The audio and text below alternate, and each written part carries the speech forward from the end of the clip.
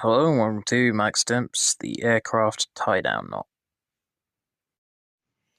So the first part of this knot is as shown. You tie a knot as shown here. The longest piece over here, the shortest piece over here.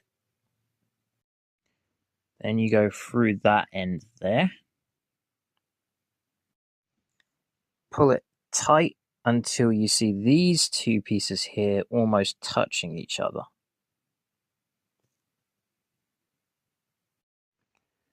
Then you fasten it to something, usually soft cargo, and then fasten tighter securely with a quick release hitch.